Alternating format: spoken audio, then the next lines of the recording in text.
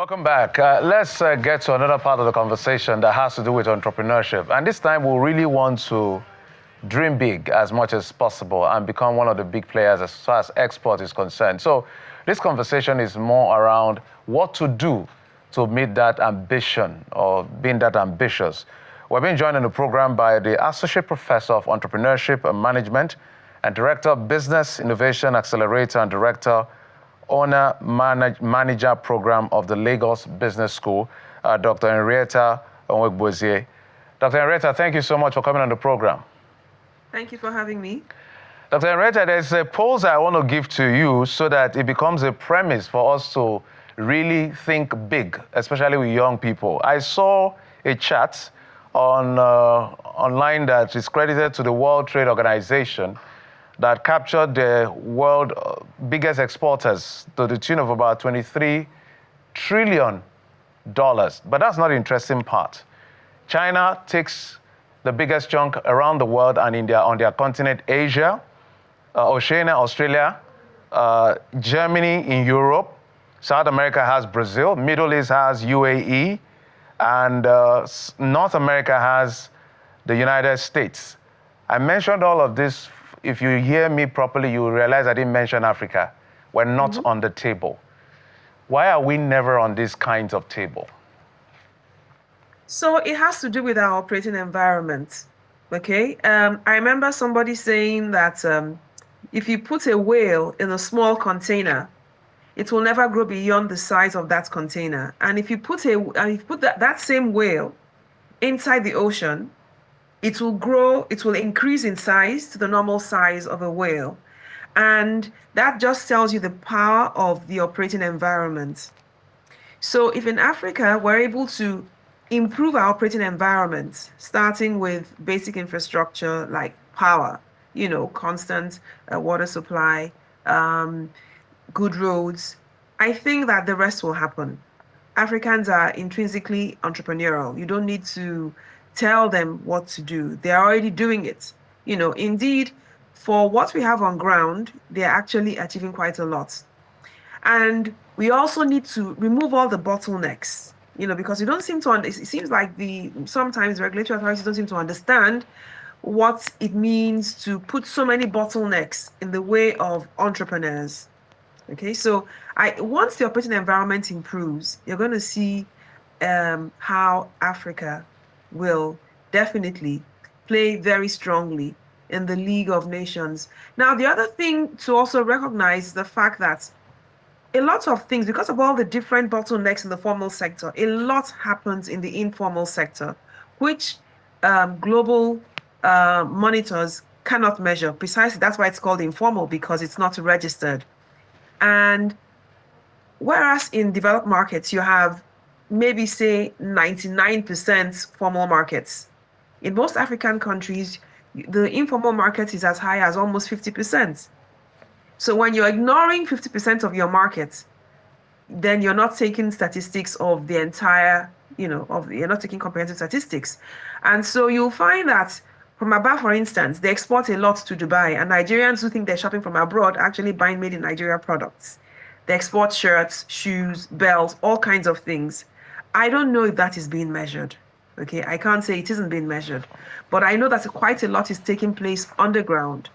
And I think the government is getting a lot more by encouraging people to formalize, by making it easier for them to, carry out transactions, get access to credit, and generally, and then of course, pay the taxes. And they would very happily pay the taxes if the government provides the basic infrastructure to improve their operating environment. So this is the reason why I would say you're not seeing African things in those in the league.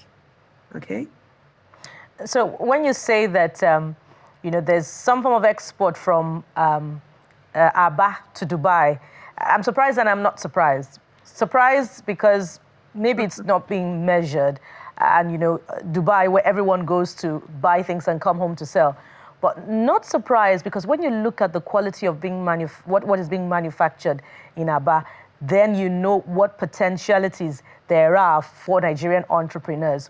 Absolutely. But it seems like there is a knowledge gap there, which is what I want you to educate Nigerian entrepreneurs about.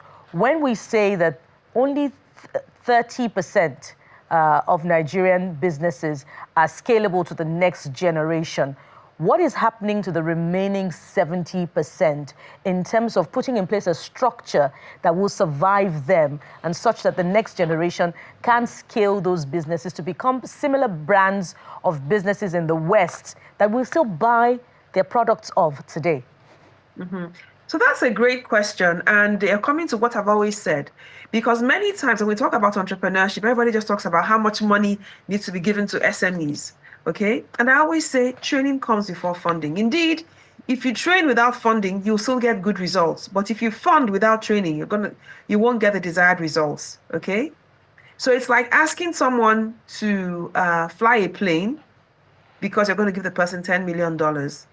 I don't think the person will live to collect the $10 million, because to fly a plane successfully, you have to go to training school. So many people want to go into the entrepreneurial space without learning. Now, we have our indigenous ways of transmitting entrepreneurial skills, which is apprenticeship.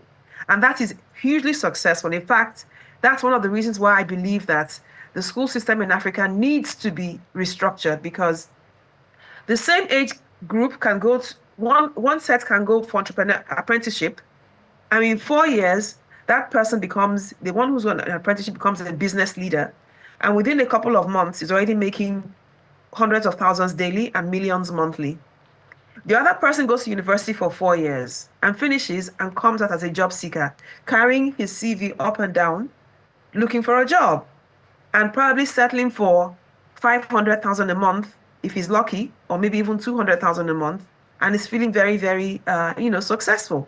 Whereas the apprenticeship counterpart, who's now running his own business, makes that same amount daily.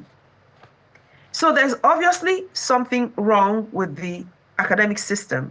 We're almost practically training people into stupidity, to feel very happy to get to underperformance.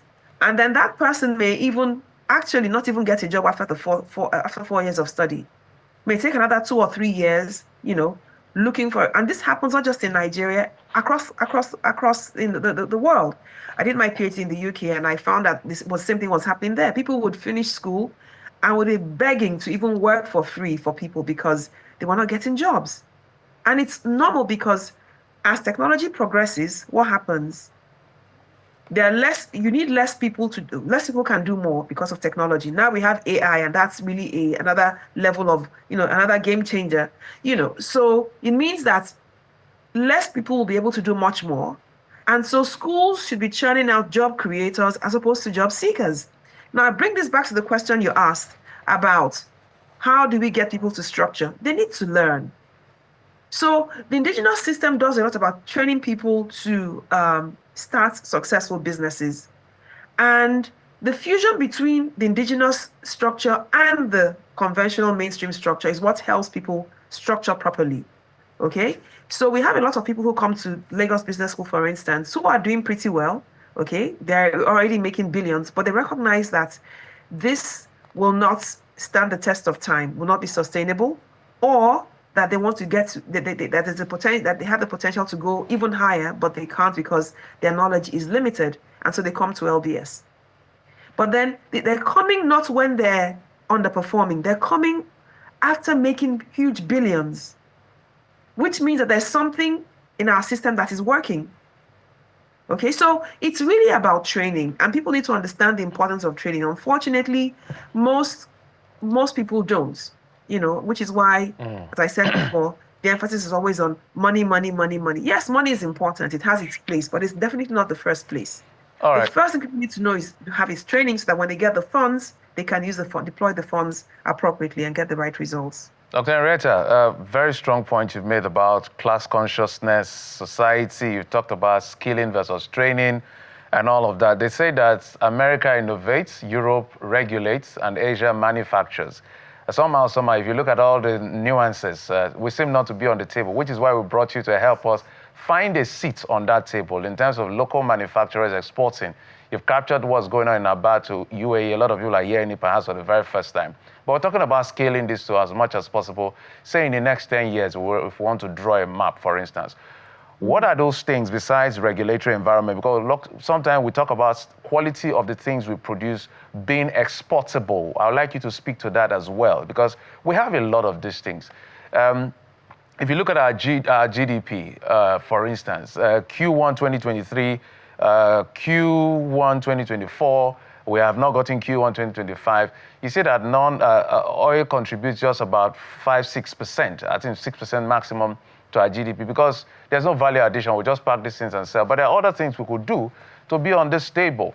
Talk to us about standards, quality, certification, all of those basics. Yeah. Great question. Great question. And this is the reason why in the accelerator we've created at Lagos Business School, we have what we call apprenticeships of technical training. So basically, in the accelerator, we take people who are already in business, and after giving them a six-week training on entrepreneurial orientation and business management skills, okay, we move them to apprentice with leaders in their industries for this particular reason, to strengthen the quality of what they produce. So yes, you're right. A lot of people are producing substandard products, okay? But then there's another sector that's producing amazing products, okay? But their challenge is scaling. So I'll use a short story to help you understand where Nigeria is when it comes to exports and scaling. So I once went to the Harley-Davidson company in the US, and they explained to us that several decades back, one person spent 3 years making one car, which was why only the ultra-rich, wealthy drove cars, because it would take 3 years to make one car. And of course, it would be very, very expensive. And so when Henry Ford came up with the assembly line process, apparently it was an African slave who was working with him who came up with the idea, okay?